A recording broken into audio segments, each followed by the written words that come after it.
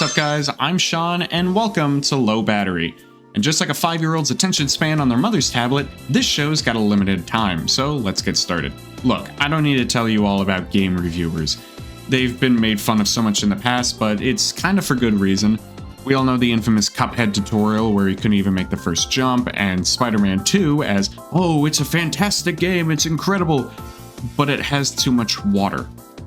I don't know why, but they decided that was important to put into consideration for their review. But here's my question. Do their reviews impact your view on a game? Personally, I can't tell you the last time I looked up a review for a game before buying it. I played the game because I heard good things from the community, but not because of what the big boys over at IGN had to say about it.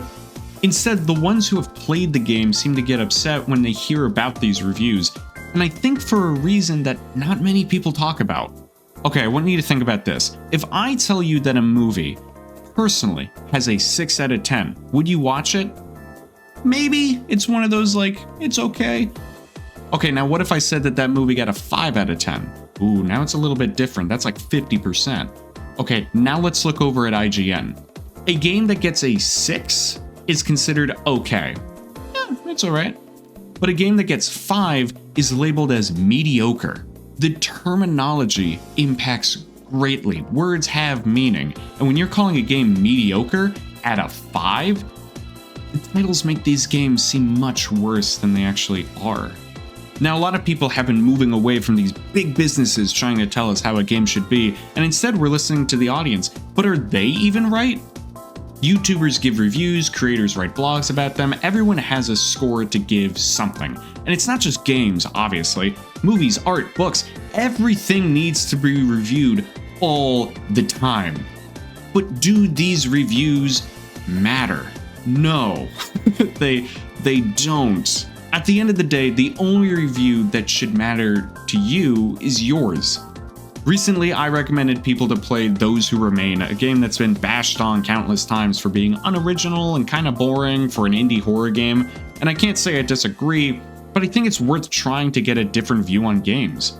We're so used to wanting to play the best ones, or the ones that win big awards, and get tons of money. Why don't you play a bad game? Play a game that'll make you view game making in a new light. Same goes for any art form. You want to read books? Read a bad book. You want to see art? Read a bad art.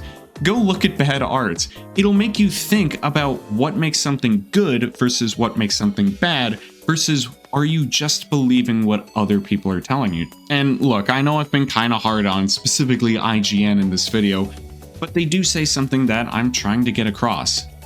Because reviews are, by definition, someone's opinion, no review is ever right, and no review is ever wrong. Play the games you like. Come to your own conclusion. If you want to defend why a game's good or bad, great, by all means, go ahead. Write a review, but don't force someone to agree with it. And the same goes for life, too. If you have a different opinion from somebody else, talk about it.